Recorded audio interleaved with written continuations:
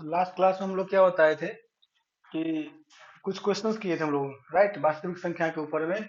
और कुछ important topic भी जो है शेयर किए थे जो आप लोग को बोर्ड एग्जामिनेशन में डायरेक्ट आता है। जैसे यूक्लिड के जो डिवीजन लेमा विधि है उसके द्वारा क्या कहते हैं हम लोग एचसीएफ फाइंड किए थे। अब देखिए इसमें दो तीन और जो है ना वीवीएफ क्वेश्चंस आता है। जैसे एक सबसे उसमें महत्वपूर्ण आता है जहाँ से डायरेक्ट क्वेश्चन आता है कि √3 √5 √2 इत्यादि को दिया रहेगा, सिद्ध कीजिए कि यह एक अपरिमेय संख्या है। क्या है? अपरिमेय संख्या है। लेकिन बात यह है कि मान के चलो कोई बोलेगा कि जी सूरज को जो है ना प्रूव करो कि ये सूर्य है, तो कैसे प्रूव करेंगे, है ना? तो कहते हैं कि जो भी यूनिवर्सल चीज है, क्या है? यूनिवर्सल ट्रूथ, है ना? जब भी हम यूनिवर्सल ट्रूथ के बारे में बात करते हैं, जो यूनिवर्सल ट्रूथ का मतलब होता है बच्चों की जो हमेशा से है ना ऑलवेज सही है, मतलब गलत हो है ही नहीं, है ना, जिसको सब सच मानता है ना, जो पूरे ब्रह्मांड में पूरे विश्व में जो सही है उसको हम यूनिवर्सल ट्रूथ कहते हैं। यानी जब भी हमें यूनिवर्सल ट्रूथ को यानी सही को ही सही प्रूफ करना पड़े, तब क्या करते हैं, वहां पे एक नियम काम करता है जिसे हम लोग कहते हैं विरोधाभास। क्या कहते हैं? विरोधाभास नियम कहते हैं। यानी हमको इसमें विरोधाभास, क्या है? विरोधाभास, इसको सही से समझना है विरोधाभास क्या है, क्योंकि यहाँ डायरेक्ट क्वेश्चन आता है एग्जाम में बोर्ड में। विरोधाभास का मतलब होता है कि हमने जो चीज माना, क्या किया, मैंने क्या बोला कि हमने जो माना है ना, यानी अपने बातों को खुद से काट देना, यानी हम जो बोल रहे हैं हम खुद प्रूव करते हैं कि हम गलत बोल रहे हैं। यानी क्या करेंगे, मान के चलो हम को प्रूव करना है कि सूर्य जो है ना सूर्य है, तो हम क्या करेंगे, उसको मान लेंगे कुछ भी, ये पृथ्वी है चंद्रमा है, और बाद में क्या बोलेंगे, हमने जो बोला था कि ये पृथ्वी या चंद्रमा है, यह चीज गलत है। यानी अपने बातों को, अपने वाक्यों को खुद से गलत प्रूव करना ही विरोधाभास कहलाता है। तो √3 तो वास्तव में क्या है, एक अपरिमेय संख्या है, ये तो यूनिवर्सल ट्रूथ है। तो क्या करेंगे हम लोग, हमको कह रहा है कि ये अपरिमेय को सिद्ध ही करना है कि बताओ कि अपरिमेय संख्या है, तो पता तो है, लेकिन इसके लिए क्या करेंगे, सिद्ध तो करना पड़ेगा। तो सिद्ध करने के लिए सबसे पहले क्या करेंगे, विरोधाभास कहता है कि यदि √3 एक अपरिमेय है और हमें प्रूफ करना है कि ये अपरिमेय संख्या है, तो हम कहेंगे क्या कि भाई √3 एक परिमेय संख्या है। यानी क्या करेंगे, मान लेंगे, माना कि क्या मानेंगे कि √3 एक परिमेय संख्या है। क्या है? परिमेय संख्या है।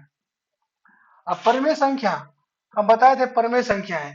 परिमेय संख्या का मतलब क्या, कि वैसी संख्या जिसे हम p/q के रूप में लिख सके। किसके रूप में? p/q के रूप में। यानी √3 को हम लोग क्या लिख सकते हैं, p/q के रूप में, है ना? या आप इसको a/b के रूप में भी लिख सकते हैं। p/q का मतलब ये हुआ कि फ्रैक्शन, है ना, भिन्न के रूप में। तो हम लिखेंगे कि अतः क्या करेंगे हम, a/b लिखते थे, जहां पे क्या होगा बच्चे, b 0 के बराबर नहीं है। और अब a और b तो मान लिए, a b मानने से काम नहीं चलेगा, क्योंकि अब यहाँ पे एक और चीज आपको लिखना पड़ेगा कि a b कैसा मान लिए हैं, है ना? तो कह रहा है कि जहां पे a और b क्या है, सहअभाज्य संख्या है। जहां पे क्या होगा, यहाँ पे लिखना पड़ेगा, जहां पे a और b क्या है, सहअभाज्य संख्या। क्या है? सहअभाज्य संख्या, है ना, अभाज्य संख्या है। यानी सहअभाज्य किसे कहते हैं, यानी जिसमें कोई भी युग्मिष्ट नहीं हो, एक को छोड़ के। जैसे हम बात करेंगे बच्चा, क्या 2 और 3 सहअभाज्य संख्या है, तो कहेंगे 2 को क्या लिखेंगे, 1 × 2, और 3 को क्या लिखेंगे, 1 × 3। यानी इस दोनों में क्या कॉमन है, बस एक ही कॉमन है, यानी एक के छोड़ के, जिसमें कुछ भी उभयनिष्ठ कॉमन नहीं हो, है ना? यानी हम बोल सकते, क्योंकि एक तो सारे संख्या में कॉमन कॉमन होता है, उभयनिष्ठ होता है, तो हम बोल सकते हैं कि वैसी दो संख्याएं जिसमें कुछ भी कॉमन नहीं होता हो। जैसे हम बोलेंगे यहाँ पे लिखे कोई 4 और यहाँ पे लिख दिया 6, क्या 4 और 6 उभयनिष्ठ होगा? देखते हैं गुणनखंड निकाल के, 2 दूनी 4 और 2 तिया 6। देखो तो एक के अलावा 2 कॉमन है, मतलब 4 और 6 उभयनिष्ठ के मतलब सहअभाज्य संख्या नहीं हुआ। क्यों नहीं हुआ?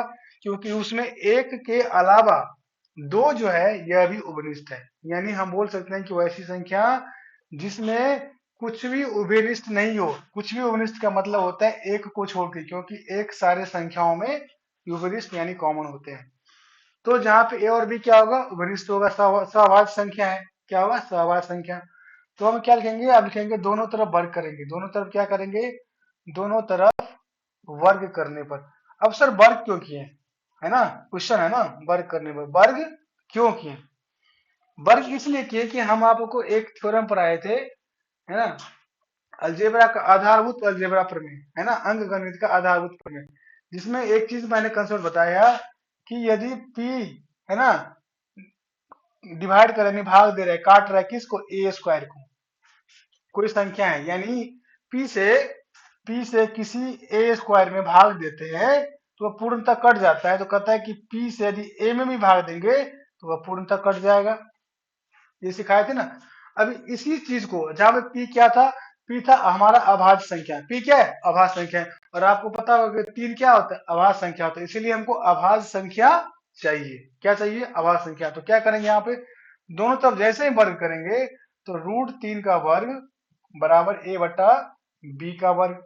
तो यहाँ पे क्या होगा, √3 से क्या हो गया, रूट स्क्वायर से रूट कट गया, तो क्या बच गया आपका 3, है ना, 3 बराबर ए स्क्वायर बट्टा बी स्क्वायर। क्या क्या हम 3b² बराबर ए स्क्वायर लिख सकते हैं? क्या इसको लिख सकते हैं, 3b² equal to A square, एकदम लिख सकते हैं। अब यहाँ पे देखो 3b² का मतलब बराबर ए स्क्वायर, इसका मतलब क्या है कि 3 जो है ए स्क्वायर को विभाजित करेगा, यानी इसका मतलब क्या है, देयरफॉर 3 जो है, 3 क्या करेगा, ए स्क्वायर को, किसको, ए स्क्वायर को विभाजित कर देगा, क्या करेगा, विभाजित करेगा, है ना। और जब ये विभाजित करेगा, इसका मतलब क्या है ना, दिस इंप्लाइज 3 क्या करेगा, 3 ए को भी विभाजित करेगा, करेगा ना, 3 ए को भी क्या करेगा, विभाजित करेगा। तो क्या यहाँ तक हमारा थ्योरम प्रूफ होने के कगार पे है? नहीं सर, अब क्या करना पड़ेगा, एक और स्टेप लाना पड़ेगा। क्या लाना पड़ेगा, क्योंकि हमको विरोधाभास दिखाना है। क्या दिखाना है बच्चे, विरोधाभास दिखाना है सर। तो कैसे, हमने क्या बोला है कि ए और बी क्या है, सअभाज्य, यानी कुछ भी उपनिष्ठ नहीं है। मान के चलो यहाँ पे हम बोल रहे हैं कि 3 जो है ना ए को काट रहा है, तो क्या हम ऐसा चीज दिखा दें कि एक बी को भी 3 काटेगा, इसका मतलब ए और बी में क्या होगा, 3 उपनिष्ठ हो जाएगा। तो अब इसके लिए क्या करेंगे, अब इसके लिए फिर एक और चीज करेंगे, क्या करेंगे, फिर एक और वैल्यू आपको मानना पड़ेगा, और क्या मानना पड़ेगा, लिखेंगे माना कि, क्या लिखेंगे, यहाँ पे फिर से हम लोग लिखेंगे माना कि,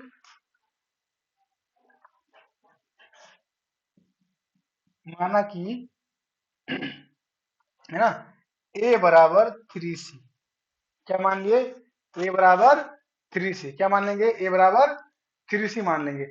अब जो जैसे हम a का मान 3c मान लिए, है ना, तो अब a कहाँ पे है, जहां पे c क्या हो गया, यहाँ पे लिख सकते हैं हम लोग, c क्या है, पूर्णांक है, क्या है, c पूर्णांक संख्या है। तो अब क्या करेंगे, देखिए हमारे पास जगह नहीं है, इधर लिखते हैं।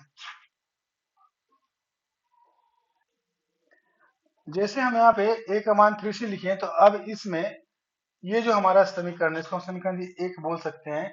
तो इसमें हम क्या करेंगे, ए का मान को रखते हैं, तो क्या होगा हमारा, यहां से क्या हो जाएगा, 3, है ना, बराबर क्या था यहाँ पे, 3b² है ना, 3b² बराबर ए स्क्वायर है, तो 3b² बराबर क्या हुआ, 3b² बराबर यहाँ पे क्या है, 3c है, तो 3c का होल स्क्वायर, यानी 3b² बराबर 9c²।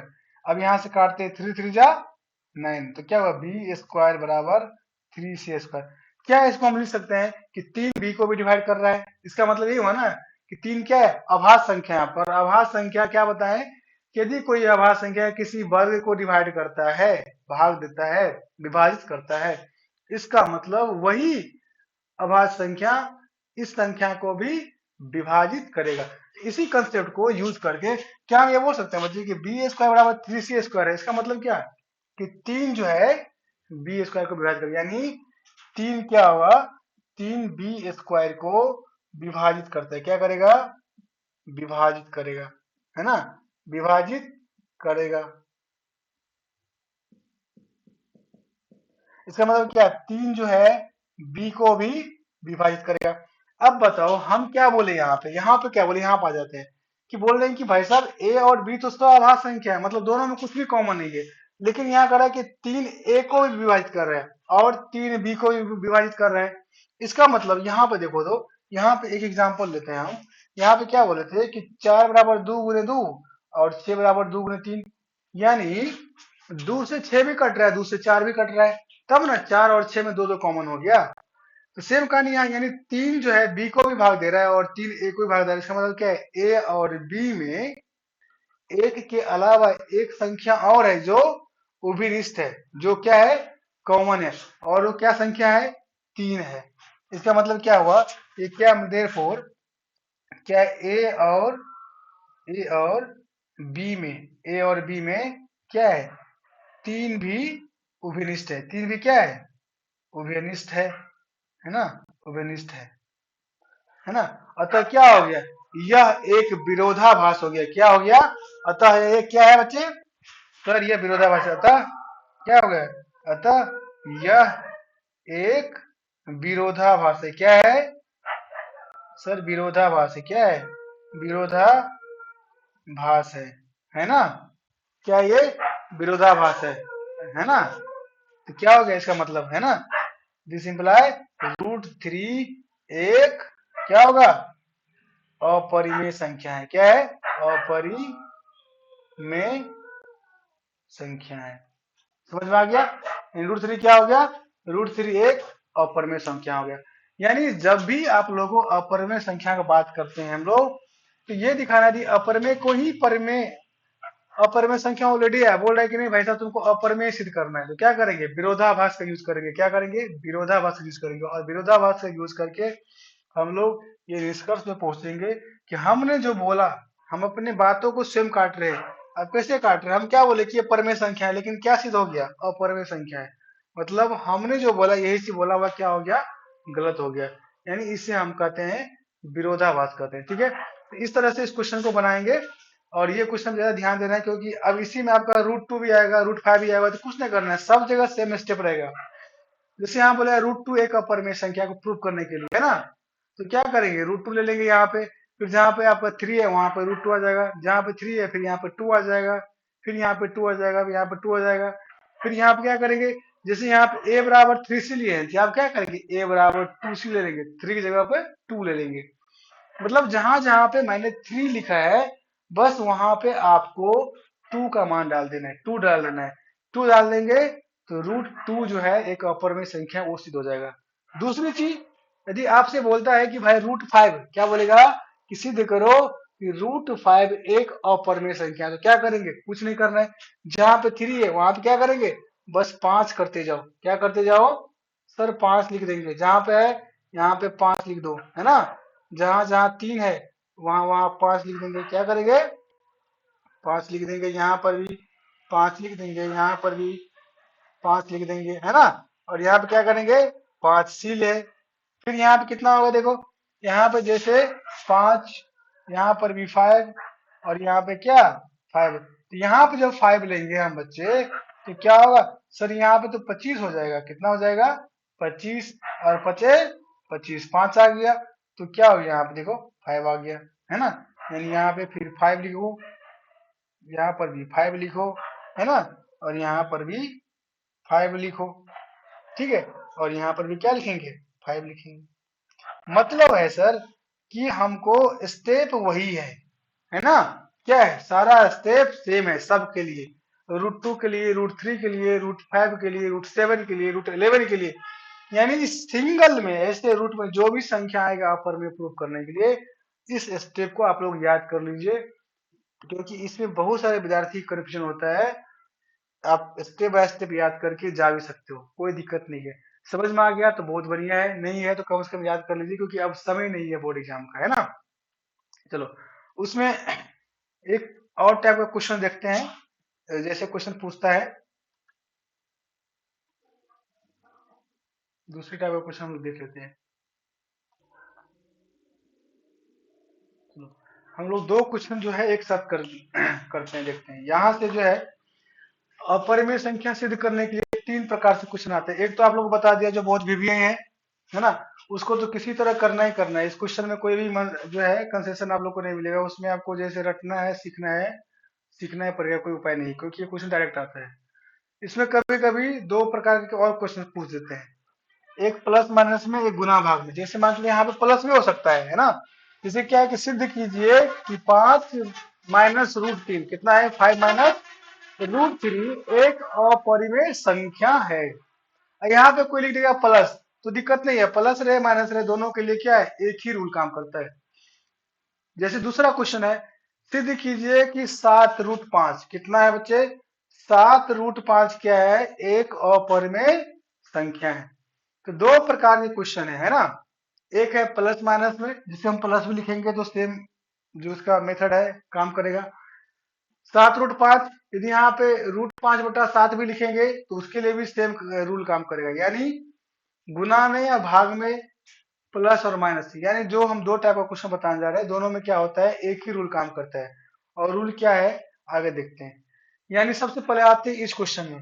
देखो यहाँ पे क्या कर रहा है कि कह रहा है कि 5 - एक अपरिमेय संख्या है। और मैंने बताया था उस दिन, क्या बताया था कि एक अपरिमेय संख्या और एक परिमेय संख्या, एक अपरिमेय लेंगे और एक परिमेय लेंगे, उसका जोड़ घटाव है ना, गुना या भाग कुछ भी करेंगे हमेशा अपरिमेय देता है। क्या देता है, यानी एक परिमेय प्लस अपरिमेय है ना, अपरिमेय का जोड़ क्या होता है, जोड़ गुना है ना, जोड़ घटाव गुना या भाग कुछ भी लिखो क्या मिलेगा, अपरिमेय मिलेगा। ये मैंने बता चुका है पहले से आपको। तो इसी कंसेप्ट को यूज करके अब हम इस क्वेश्चन को बनाएंगे। तो अब देखो इस क्वेश्चन में क्या है, एक परिमेय संख्या है और एक अपरिमेय संख्या है, यानी 5 आपका परिमेय है और √3 क्या है, अपरिमेय संख्या है। तो सिद्ध कैसे करेंगे, वही काम, क्योंकि ऑलरेडी अपरिमेय है तो अपरिमेय को ही अपरिमेय प्रूफ करना है, यानी जो यूनिवर्सल ट्रूथ है उसी को सही करना है। मीन्स हमें विरोधाभास क्रिएट करना पड़ेगा। क्या करना पड़ेगा बच्चे, विरोधाभास करना पड़ेगा सर। अब विरोधाभास कैसे करेंगे, कुछ नहीं, जो संख्या दिया हुआ है सर उसको मान लेंगे। क्या मानेंगे, 5 - √3 एक परिमेय संख्या है। क्या मानेंगे, माना कि 5 - √3 एक परिमेय संख्या है। क्या मानेंगे, है ना, ये मान लेंगे। और जब ये परिमेय संख्या मान लिए तो परिमेय संख्या को कैसे लिखते हैं, लिखेंगे परिमेय संख्या, क्योंकि 5 - √3 इसको क्या लिखते हैं बताओ, P/Q के रूप में लिखेंगे, जहां पे Q क्या होगा, 0 के बराबर नहीं होता है ना। क्या 0 के बराबर होता है Q, क्या नहीं सर, परिभाषा में तो आप बताइए नहीं होता है ना। तो हम इसको इस प्रकार लिख सकते हैं।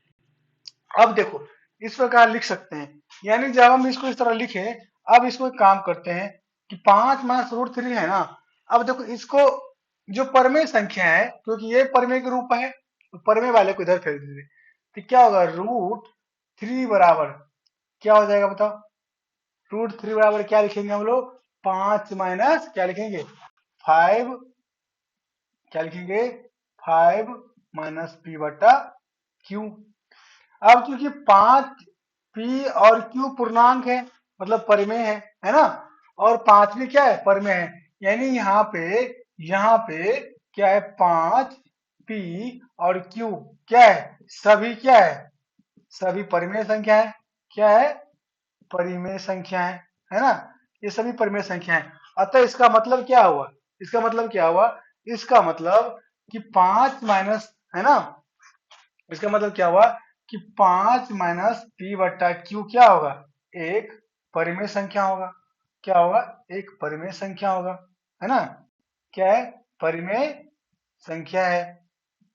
और ये किसको इंप्लाई कर रहा है ना, इसका मतलब क्या, तो क्या, तो क्या बताओ सर, जब ये परिमेय है और ये बराबर है तो ये भी तो परिमेय होगा ना, एकदम होगा। तो क्या, √3 भी एक परिमेय, क्या, एक परिमेय संख्या होगी, है ना, एक परिमेय,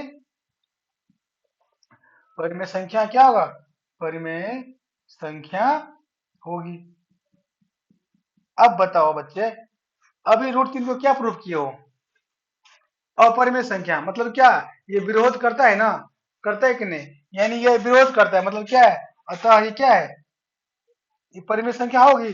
सर पर √3 तो अपरिमेय संख्या है, मतलब हम क्या लिख दिए, परिमेय संख्या मतलब क्या है, यह विरोध हो गया कि नहीं, जो इसे क्या करता है, विरोध करता है, अतः ये क्या है, अतः यह क्या है, विरोधाभास है। क्या है, विरोधाभास है, क्योंकि, क्योंकि क्या, √3 क्या है, √3 एक अपरिमेय संख्या है। क्या है, अपरिमेय संख्या है।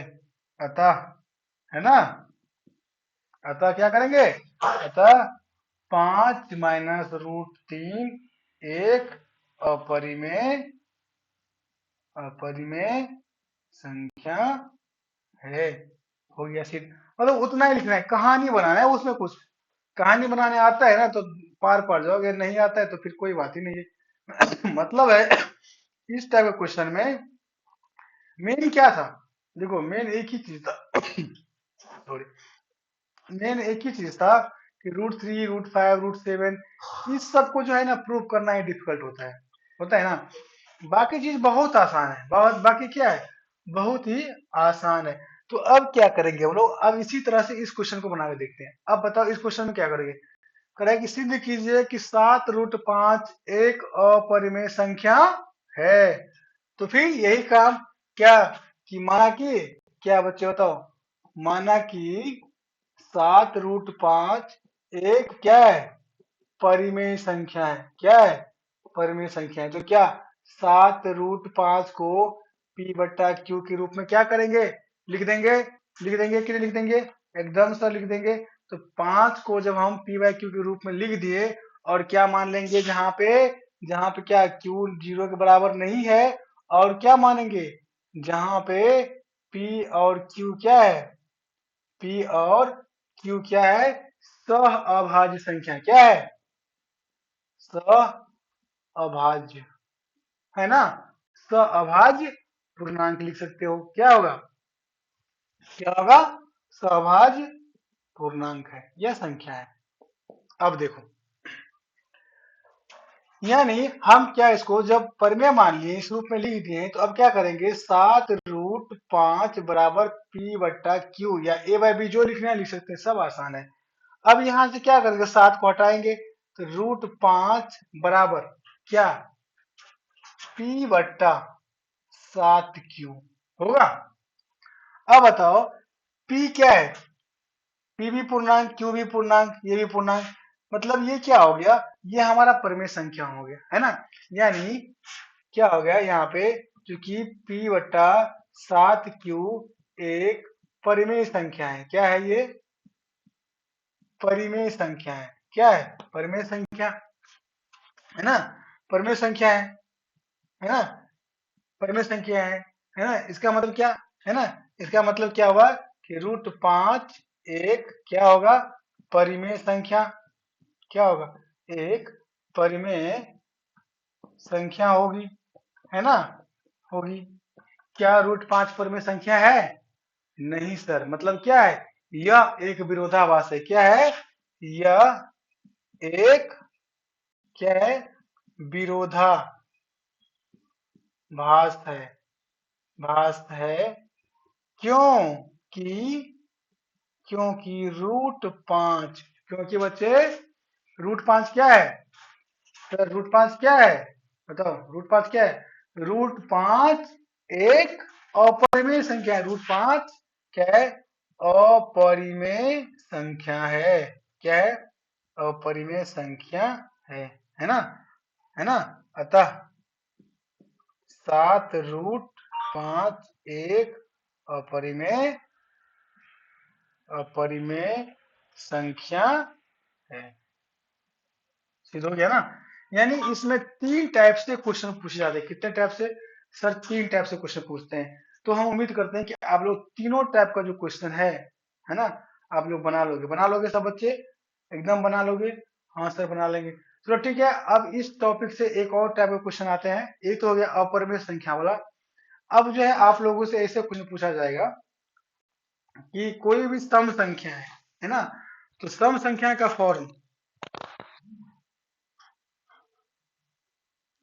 अब इस टॉपिक में जो इस टॉपिक में जो है आप लोग का एक अलग कंसेप्ट देखने को और मिलता है। इस टाइप से क्वेश्चन भी पूछता है। इसमें बहुत है ना अलग अलग क्वेश्चन भी है, लेकिन इस एक टाइप है, this is one type of question, है ना, मतलब इस कंसेप्ट पे पूछता है। तो हम लोग इसके बारे में बात करते हैं। क्या कर रहा है क्वेश्चन, समझिए कि कोई भी धनात्मक पूर्णांक, है ना, विषम पूर्णांक इस रूप में, कोई भी धनात्मक विषम पूर्णांक 6Q+1 6Q+3 6Q+5 तथा है ना, धनात्मक लिख देते हैं यहाँ धनात्मक, क्या लिख देते हैं, धनात्मक समपूर्णांक, धनात्मक समपूर्णांक 6q, 6q+2 और 6q+6 के रूप में पाया जाता है।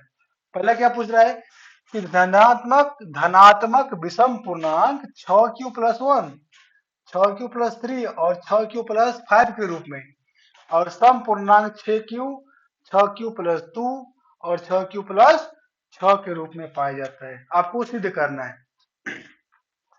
तो यूक्लिड का भाग का नियम पहले हम लोग बात देखते हैं। क्या बताए थे, क्या बताए थे सर, आप ये बताए थे यूक्लिड के भाग के नियम में कि यदि ये कोई संख्या है, ये कोई है ना पूर्णांक है जिसमें हम b से भाग देते हैं और हमारा भागफल q आता है और शेषफल r आता है, तो कहता है कि r का मान या तो 0 के बराबर या 0 से बड़ा होगा, परंतु b से हमेशा क्या होगा, छोटा है। यानी हम और इसको क्या लिख सकते हैं कि a बराबर b गुने q+r। क्या यही बताया था मैंने आपको यूक्लिड का भाग का नियम? हाँ सर बताए थे। This is called Euclid division lemma, है ना, यूक्लिड का भाग का है ना, यूक्लिड भाग लेमा और यूक्लिड के भाग का नियम भी कहते हैं। यदि ये आप लोगों को पता है तो ये क्वेश्चन आसानी से बन जाएगा। क्या यही था ना, ये था ना कि a equals to B Q plus R, है ना, क्या था सर, आप बोल रहे थे कि a equal to B Q plus R, जहां पे आर का मान क्या होता है, 0 या 0 से बड़ा, परंतु b से ऑलवेज छोटा। कब? जब हम b से कोई पूर्णांक a में भाग देते हैं, हमारा भागफल q आता है और शेषफल r आता है। इसी चीज को हम लोग यहाँ पे यूज करेंगे और इसी चीज को यूज करके आसानी से क्वेश्चन बन जाएगा। कैसे बनेगा, चलो देखते हैं। पहले क्या करें कि 6q+1, 6q+2, 6q+3, 6q+4, 6q+5, यहाँ पे सब कुछ है ना, ये 6q, 6q2, अच्छा ये भी लिख देते हैं 6q+4 के रूप में लिख देते हैं।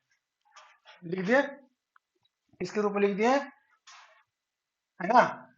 ये सर यहाँ पे 4 होगा, क्या होगा बच्चे, सर 4 होगा, कॉमन लेंगे तो यही चला जाएगा, यहाँ पे 4 होगा। यानी विषम पूर्णांक 6q+1, है ना, 6q+3 और 6q+5 के रूप में विषम पूर्णांक, सम पूर्णांक 6q, 6q+2 और 6q+4 के रूप में पाया जाता है।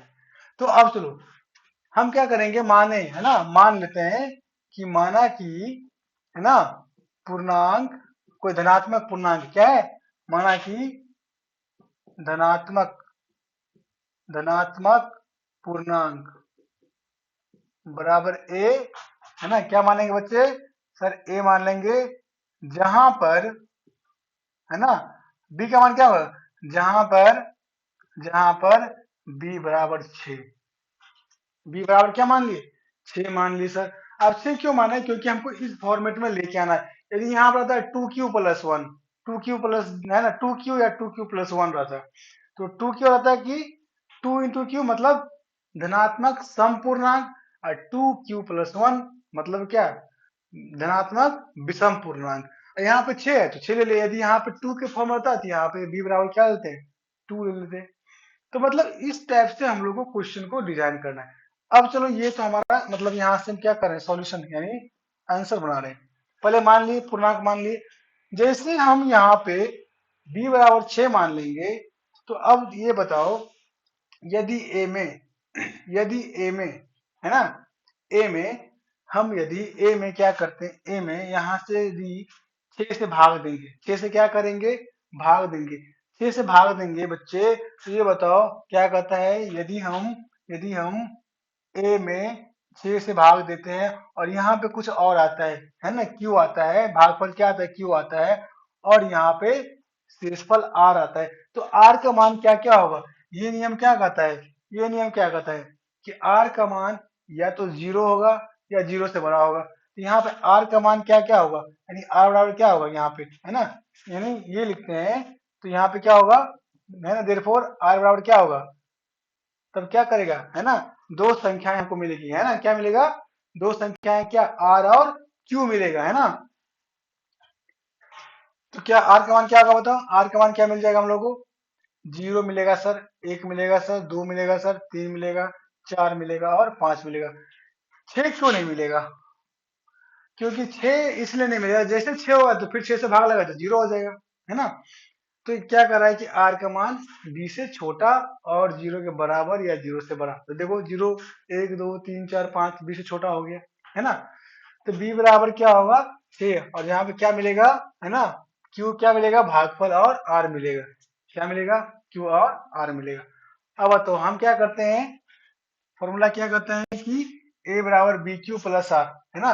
अब ये क्या है यहाँ पे, दिस इंप्लाई ए बराबर क्या होगा, बी क्यू, बी मतलब कितना है 6, 6 इंटू क्यू प्लस आर। अब लिखेंगे आर का मान, है ना, 0 रखने पर, कितना कितना रखने पर बच्चा, रखने पर। तो क्या होगा देखो, तो ए बराबर क्या होगा 6 क्यू प्लस 0, यानी ए बराबर कितना होगा 6 क्यू। और 6 क्यू क्या है, सम संख्या है ना, 6 क्या है, सम संख्या है। तो ये क्या हो गया, सम मिल गया, यानी ये समपूर्णांक। क्या मिल गया, समपूर्णांक। देखो ये मिल गया, पहला वाला मिल गया, मिला कि नहीं मिला, हाँ सर मिल गया। दूसरा क्या है, दूसरा क्या बात करेंगे, दूसरा कि आर का मान कितना, ए करने पे, तो ए क्या होगा, ए बराबर 6 क्यू प्लस 1। सम संख्या प्लस विषम संख्या क्या होता है, विषम संख्या होता है सर। तो ये क्या हो गया, देखो विषम पूर्णांक, विषम पूर्णांक क्या मिल गया, विषम पूर्णांक। देखो विषम पूर्णांक मिला कि नहीं मिला, सर मिल गया। इसी तरह क्या करेंगे, आर का मान बदलते रहेंगे, बस आर का मान 2 रखेंगे। क्या करेंगे, आर का मान 2 रखेंगे। जैसे आर का मान हम लोग 2 रखेंगे तो क्या मिलेगा, ए बराबर क्या 6 क्यू प्लस क्या, 6 क्यू प्लस क्या 2। सम संख्या प्लस सम क्या होता है, सम सर। और सब पूर्णांक है तो सम पूर्णांक। देखो ये भी मिल गया, मिला कि नहीं मिला। आर बराबर 3 रखेंगे तो क्या मिलेगा, ए बराबर 6 क्यू प्लस 3। सम संख्या प्लस विषम संख्या मतलब विषम पूर्णांक। क्या, विषम पूर्णांक। देखो तो 6 प्लस 3 कहाँ, ये सर ये तो रहा 6 क्यू प्लस 3, है ना।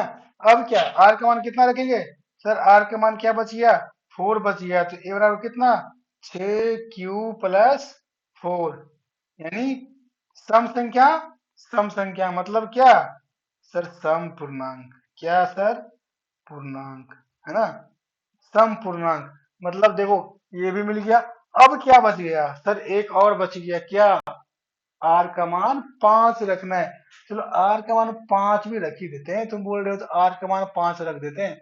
ए बराबर कितना 6 क्यू प्लस 5, सम संख्या और प्लस विषम संख्या मतलब विषम पूर्णांक। क्या, विषम पूर्णांक। देखो मिल गया ना, यानी हम लोग क्या मिल गया, सम क्या क्या मिल गया, सम ये मिल गया, यहां मिल गया और यहां मिल गया। 6 Q, 6 Q plus 2, 6 Q plus 4, सम पूर्णांक मिल गया। विषम पूर्णांक कहाँ है, 6 क्यू प्लस 1, 6 क्यू प्लस 3, है ना, और 6 क्यू प्लस 5। तो इस तरह से हम लोग बच्चे क्या करेंगे, जब भी इस टाइप के क्वेश्चन आते हैं तो आप लोग सूझ करेंगे। ठीक है, हमने क्या किया, अभी आप लोग को इस टॉपिक में जो भी वीवीआई क्वेश्चंस था, जो टॉपिक था, जो कंसेप्ट था, जो बोर्ड एग्जाम में पूछे जा सकते हैं, है ना, मोस्ट प्रोबेबली 99% चांसेज है ना, वो सारे कंसेप्ट, वो सारे questions, types of question, question के प्रकार बता दिए हैं, कैसे सोल्व करना है इजिली वे में बता दिए हैं। अब यदि इस टॉपिक में कुछ भी छूट गया हो, आप लोगों को लगता है कि नहीं सर ये भी कवर होना चाहिए था, तो आप लोग जरूर जो है क्या बोलते हैं, उस मैसेज में लिखिए। ठीक है, और मैं उस पे अलग से वीडियो बना के आप लोग को दे दूंगा। ठीक है, तो चलिए अच्छा से पढ़िए, फिर मिलते हैं एक नए टॉपिक के साथ। और क्रैश कोर्स का ये टॉपिक है, सारे क्रैश कोर्स है, तो उसको बोरी, है ना, वीडियो को एक एक करके हम जो है आप लोग स्किप मत कीजिए। ठीक है, नहीं तो कहीं कंसेप्ट छूट जाएगा तो फिर दिक्कत होगा, क्योंकि अभी शॉर्ट टाइम है ना, बहुत शॉर्ट टाइम है आपके पास अभी एग्जामिनेशन का, 1.5 से 2 महीने का समय है। इसमें ध्यान पूर्वक और जो है ना कंटिन्यूअसली मेहनत करना है, रिजल्ट अपने आप आ जाएगा। चलिए ठीक है, मिलते हैं एक नए टॉपिक के साथ नेक्स्ट क्लास में।